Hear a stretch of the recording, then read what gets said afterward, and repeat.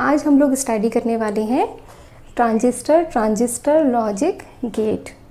ये जो आपके पास में ट्रांजिस्टर और ट्रांजिस्टर कॉम्बिनेशन है, इसके बेसिस पर हम डिफरेंट टाइप के गेट्स बनाएंगे, जैसे AND gate, OR gate, NAND gate, NOR gate. लेकिन उसके लिए पहले हम लोगों को जो ट्रांजिस्टर है उसकी वर्किंग पता होनी चाहिए। आप लोगों ने ट्रांजिस्टर जो है वो स्टडी किया हुआ है, तो हम लोग यहाँ क्या करेंगे, एक ट्रांजिस्टर का एक शॉर्ट रिवीजन लेंगे। उसके बाद में हम लोग ट्रांजिस्टर के कॉम्बिनेशन से डिफरेंट टाइप के गेट्स को बनाएंगे। तो चलिए स्टार्ट करते हैं।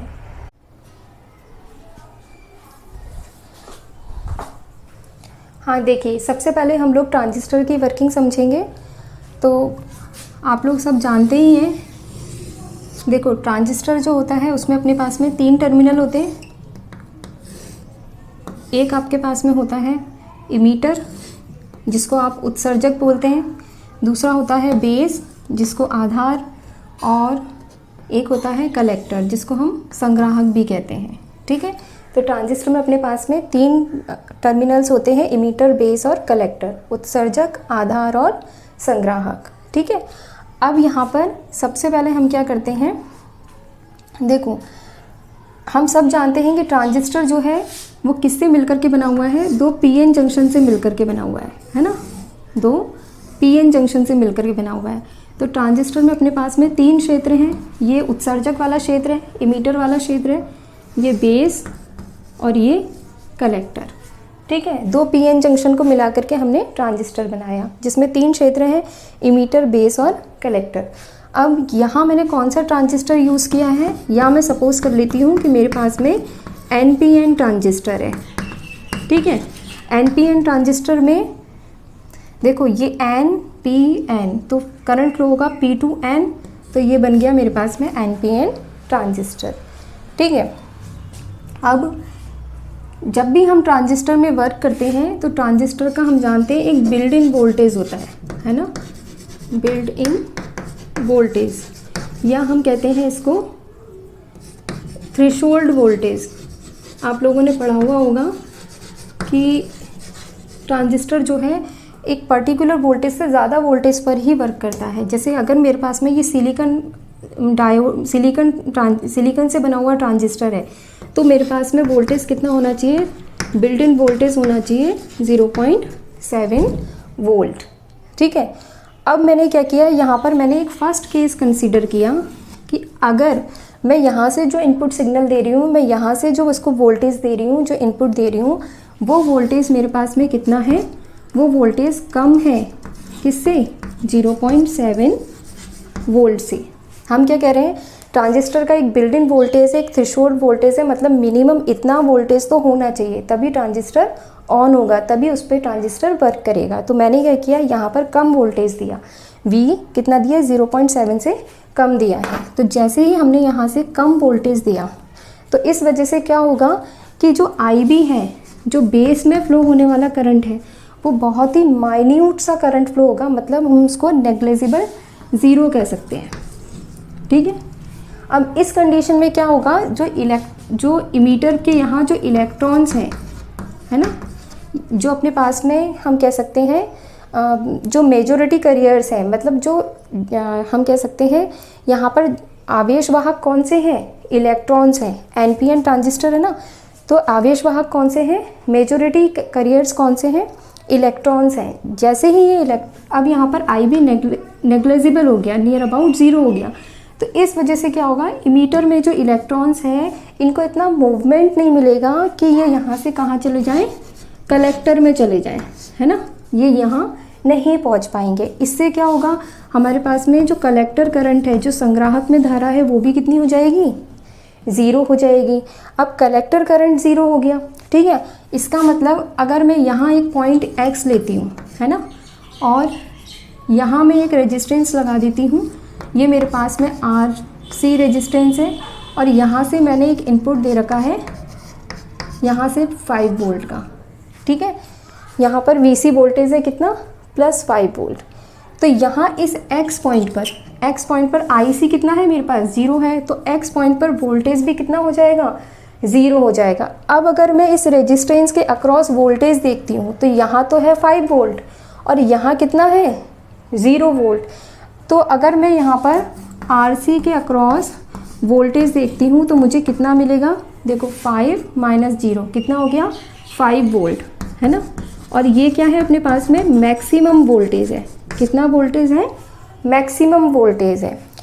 तो अगर मैं यहाँ पर यहाँ से आउटपुट लूँ, अगर मैं यहाँ से आउटपुट लूँ तो इस कंडीशन में इन दोनों के मिड का वोल्टेज कितना है, 5 वोल्ट है, मैक्सिमम है। तो मुझे आउटपुट में कितना मिला, 5 वोल्ट मिला।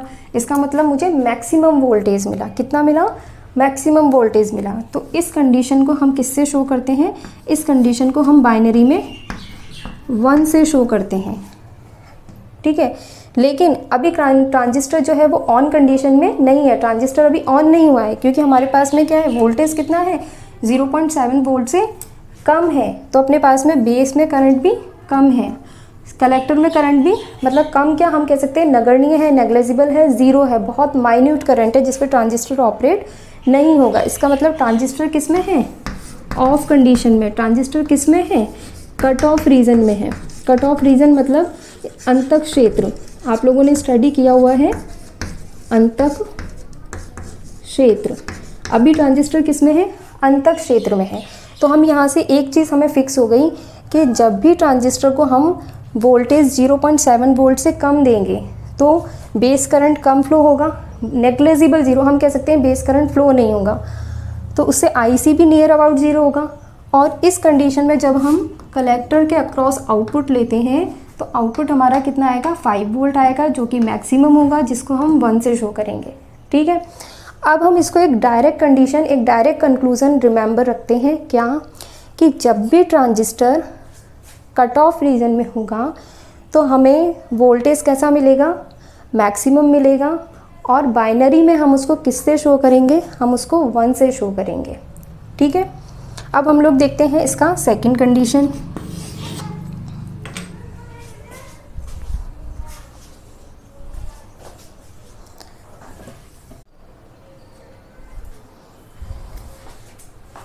देखिए सेकंड कंडीशन हम लोग लेते हैं यहाँ पर VBE = 0.7 वोल्ट। अब हमने वोल्टेज कितना ले लिया, बिल्ड इन वोल्टेज के इक्वल ले लिया। अगर मैंने यहाँ से 0.7 वोल्ट दिया तो IB जो है वो कुछ फाइनेट वैल्यू देगी, है ना। जो अपने पास में बेस है, बेस में कुछ फाइनेट करंट फ्लो होगा, है ना। इस फाइनेट करंट फ्लो होने से क्या होगा, यहाँ जो इलेक्ट्रॉन्स है इमीटर में उनको मूवमेंट मिलेगा और वो कहाँ चले जाएंगे, कलेक्टर में चले जाएंगे। तो यहाँ पर मेरे को IC की वैल्यू भी कैसी मिलेगी, फाइनेट मिलेगी। अब यहाँ IC में जैसे ही करंट फ्लो होगा इस वजह से क्या होगा, X पॉइंट पर वोल्टेज चेंज हो जाएगा। और VX की वैल्यू भी मुझे कैसी मिलेगी, कुछ पॉजिटिव वैल्यू मिलेगी, है ना। VX की वैल्यू कैसी मिलेगी, पॉजिटिव मिलेगी। और अगर मैं RC के अक्रॉस वोल्टेज देखती हूँ तो 5 वोल्ट माइनस कुछ पॉजिटिव वैल्यू को आप माइनस करेंगे तो यहाँ पर एक पॉजिटिव वोल्टेज आएगा। इसका मतलब जो मेरे पास में VCE आएगा, VCE किसके अक्रॉस है, RC के अक्रॉस है, वो कितना आएगा, पॉजिटिव वोल्टेज आएगा, ठीक है। तो इस कंडीशन में हम क्या कहते हैं कि ट्रांजिस्टर कैसा है, ऑन कंडीशन में है। और ट्रांजिस्टर किस में है, एक्टिव रीजन में है, मतलब ट्रांजिस्टर सक्रिय क्षेत्र में है, सक्रिय क्षेत्र में है, ठीक है। ये एक कंडीशन हो गई। अब हम एक और कंडीशन लेते हैं इसमें, थर्ड कंडीशन, जब अपने पास में V वोल्टेज जो है वो कितना है, ग्रेटर देन 0.7 वोल्ट है। कौन सा वोल्टेज, जो मैंने यहाँ पर लगाया है, बेस और इमीटर के मिड में लगाया है, VBE कितना है, 0.7 वोल्ट से ज़्यादा है ना। अब इस कंडीशन में क्या होगा, मैंने वोल्टेज को इंक्रीज़ किया, यहाँ से मैंने वोल्टेज इंक्रीज़ किया। जब मैं VBE इंक्रीज़ करूँगी तो क्या होगा, IB भी इंक्रीज़ होगा, बेस में करंट भी इंक्रीज़ होगा, है ना। और बेस में करंट इंक्रीज़ होगा तो क्या होगा, IC करंट भी इंक्रीज़ होगा। क्यों होगा, ये अपने पास में, अगर मैंने ये अपने पास में कौन सा कॉम्बिनेशन है, कॉमन इमीटर कॉम्बिनेशन है ना। अगर कॉमन इमीटर कॉम्बिनेशन है मतलब उभयनिष्ठ उत्सर्जक विधा में लगा हुआ है, तो इस कंडीशन में हम जानते हैं बीटा कितना होता है, del IC upon del IB, ये वैल्यू होती है। तो अब यहाँ पर अपने पास में IC कितना हो गया, IC हो गया बीटा IB, है ना। सपोज कर लिया मैंने बीटा की वैल्यू कितनी है 100 है। अब मैं आई बी को इंक्रीज़ करूँगी तो आई सी भी इंक्रीज़ होगा, है ना। बीटा की वैल्यू कितनी है 100 है। अब हम जैसे जैसे हम आई बी को इंक्रीज़ करेंगे वैसे वैसे हमारे पास में आई सी भी इंक्रीज़ होगा। कैसे इंक्रीज़ होगा इसको देखते हैं हम। अब देखिए थर्ड वाली कंडीशन के अंदर हम फर्स्ट कंडीशन लेते हैं। यहाँ पर मैंने सपोज़ किया कि मैंने वी बी को इतना इंक्रीज़ किया कि आई बी की वैल्यू कितना हो गई, आई बी सपोज़ कर लिया मैंने कितना हो गया 10 माइक्रो एम्पियर हो गया, ठीक है। जो बेस है आधार है उसमें धारा कितनी हो गई 10 माइक्रो एम्पियर हो गई। अब मैं आई सी कैलकुलेट करती हूँ तो आई सी कितनी हो जाएगी, आई सी इक्वल्स टू कितना है बीटा आई बी, बीटा की वैल्यू कितनी है 100, तो मैंने यहाँ किया बीटा आई बी, है ना। तो बीटा कितना हो गया 100, आई बी कितना है 10 माइक्रो एम्पियर, 10 यहाँ हो गया माइक्रो एम्पियर, तो कितना हो गया ये 3 से यहाँ 10⁻⁻3, 10⁻⁻3 रह गया एम्पियर, और कितना हो गया 1 मिली एम्पियर, ठीक है।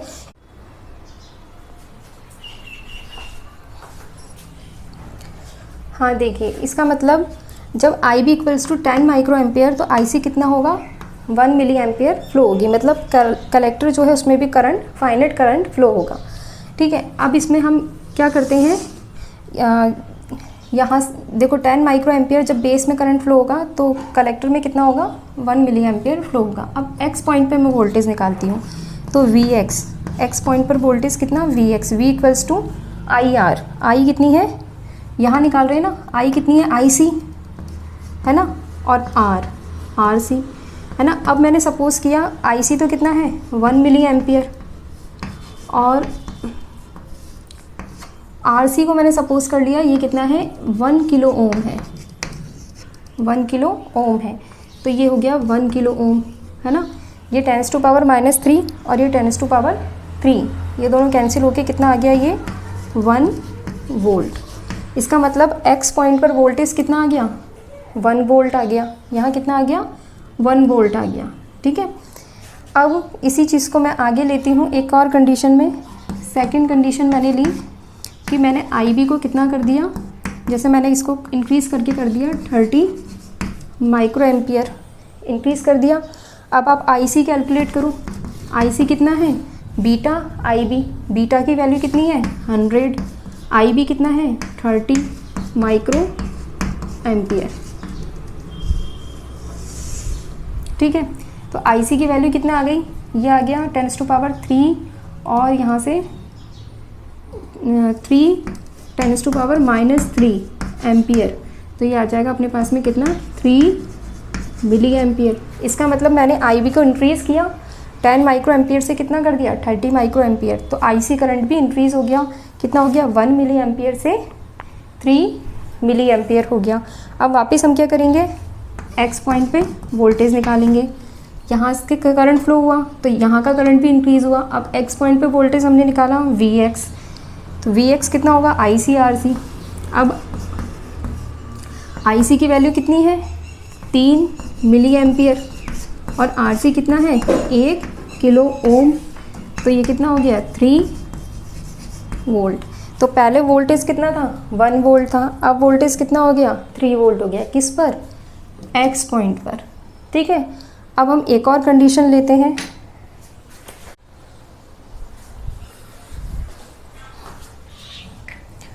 हाँ देखिए अब हम लोग एक कंडीशन और लेते हैं। मैंने थर्ड कंडीशन में क्या किया आई बी को और इंक्रीज़ किया, हम यही कह रहे हैं ना यहाँ पे, जैसे हमने वोल्टेज इंक्रीज़ किया आई बी इंक्रीज़ होगा, आई बी इंक्रीज़ होगा तो आई सी इंक्रीज़ होगा, ठीक है। तो वापस मैंने यहाँ से वोल्टेज इंक्रीज़ किया जिससे आई बी इंक्रीज़ हुआ। अब मैंने सपोज़ किया आई बी की वैल्यू कितना आ गई 30 ले लिया, अब मैं ले लेती हूँ यहाँ पे 50 माइक्रो एम्पियर, तो आई सी कितना आ जाएगा वापस वही बीटा आई बी, बीटा कितना है 100, आई बी कितना है 50, यहाँ आ गया माइक्रो एम्पियर। इसको आप सॉल्व करोगे कितना आ जाएगा 5, यहाँ से 3 से 30 कैंसिल 10⁻⁻3 है ना, हाँ -3 एम्पियर, और इसको हम कहेंगे 5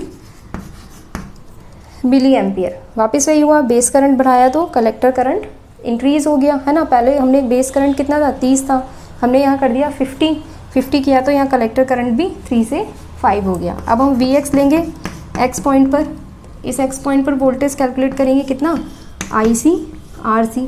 IC कितना है 5 मिली एम्पियर है ना, और RC कितना है 1 किलो ओम।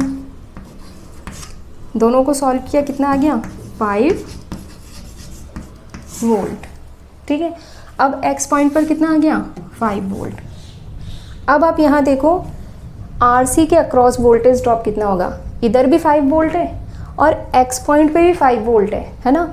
अब मैं अगर वोल्टेज लेती हूँ किस पे अक्रॉस RC, यहाँ देख लेते हैं हम वोल्टेज अक्रॉस RC कितना हो जाएगा 5 - 5 0 है ना।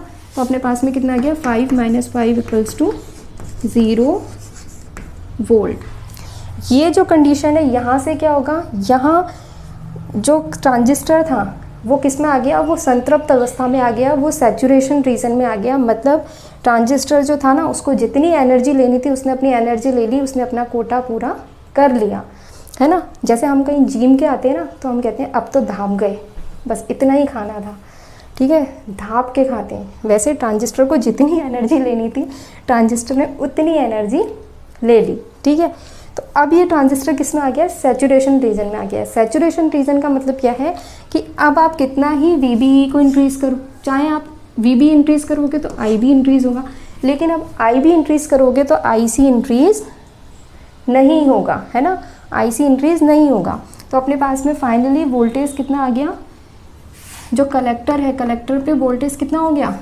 0 हो गया है ना। VCE कितना आ गया 0 आ गया। ठीक है, ये जो कंडीशन है इसमें, इस कंडीशन के अंदर क्या है अपने पास में ट्रांजिस्टर किस में चला जाता है, सैचुरेशन रीजन में चला जाता है, जिसको आप लोग बोलते हैं, जिसको हम बोलते हैं संतृप्त, सैचुरेशन रीजन संतृप्त क्षेत्र है ना, संतृप्त क्षेत्र। तो ये सैचुरेशन रीजन में चला जाता है जिसको हम बोलते हैं संतृप्त क्षेत्र। अब देखो यहाँ पर VCE कितना आया 0 आया, कितना आया मिनिमम आया। ट्रांजिस्टर किस में चला गया, सैचुरेशन रीजन में। इसको हम बाइनरी में किससे शो करते हैं, 0 से शो करते हैं। इसको हम बाइनरी में किससे शो करते हैं, 0 से शो करते हैं। ठीक है, अब हम इस ट्रांजिस्टर के लिए हमने 2 कंक्लूजन निकाले, दोनों को राइट डाउन कर लेते हैं।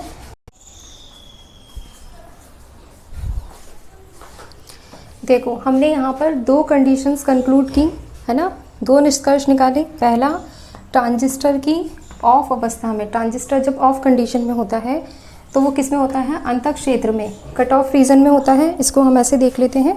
देखो ट्रांजिस्टर की ऑफ अवस्था में अंतः क्षेत्र कट ऑफ रीजन में आउटपुट पर अधिक वोल्टता प्राप्त होती है ना। हमें मैक्सिमम कितना मिला था 5 वोल्ट मिला था। ठीक है, इसको हम ऐसे लिख सकते हैं। फर्स्ट कंडीशन हम क्या लेंगे, जब वोल्टेज अपने पास में कितना है लेस देन 0.7 वोल्ट है, कौन सा VBE वोल्टेज, बेस पर जो वोल्टेज दिया हमने कितना दिया लेस देन 0.7 वोल्ट दिया। तो उस कंडीशन में क्या होगा, ट्रांजिस्टर कैसा है ऑफ कंडीशन में है। इसका मतलब हम कौन से रीजन में हैं, मतलब ट्रांजिस्टर कौन सी रीजन में है, कट ऑफ रीजन में है। इसका मीन्स क्या है, ट्रांजिस्टर कट ऑफ रीजन में होगा तो यहाँ पर जो वोल्टेज मिलेगा VCE वो आपको कैसा मिलेगा, VCE मैक्सिमम मिलेगा। और मैक्सिमम मिलेगा तो हम इसको बाइनरी में किससे शो करेंगे, 1 से शो करेंगे। ठीक है, सेकंड पॉइंट क्या आया अपने पास में, ट्रांजिस्टर की ऑन अवस्था में, देखो ट्रांजिस्टर की ऑन अवस्था में संतृप्त क्षेत्र में जो आपका सैचुरेशन रीजन है उसमें कम वोल्टता प्राप्त होती है। कैसे, सेकंड में क्या था अपने पास में, जब VBE कितना हो ग्रेटर देन 0.7 वोल्ट हो है ना, इससे ज़्यादा हम इसको इंक्रीज़ करते जाएं। तो ट्रांजिस्टर किस कंडीशन में है, तो ऑन कंडीशन में, लेकिन रीज़न कौन सा है, सैचुरेशन रीजन है ना, इसमें है संतृप्त अवस्था में है। और इस कंडीशन में हमें अभी VCE कितना मिला था सैचुरेशन रीजन में, यहाँ पर भी 5 वोल्ट, यहाँ पर भी 5 वोल्ट। तो आउटपुट हमारे पास में कितना आया 5 - 5 कितना आया 0 आया। तो आउटपुट कितना आया 0 आया। तो VCE कितना आया, VCE की वैल्यू आई हमारे पास में कितनी ज़ीरो, है ना, VC 0 आया, और इसको हम बाइनरी में किससे रिप्रेजेंट करेंगे, 0 से रिप्रेजेंट करेंगे। ठीक है, तो हमें ध्यान रखना है जब भी हम ट्रांजिस्टर जब भी ऑफ होगा तो वो कट ऑफ रीजन में होगा, लेकिन हम उसको रिप्रेजेंट किससे करेंगे, 1 से। जब भी ट्रांजिस्टर सैचुरेशन रीजन में होगा तो हम रिप्रेजेंट किससे कर रहे हैं, 0 से। इस बेसिस पर हम लोग ट्रांजिस्टर और ट्रांजिस्टर के कॉम्बिनेशन से एंड गेट बनाएंगे। किससे, ट्रांजिस्टर के कॉम्बिनेशन से हम लोग एंड गेट बनाएंगे। ठीक, तो आज के वीडियो में बस इतना ही, मिलते हैं नेक्स्ट वीडियो में। तब तक के लिए all the very best, bye bye.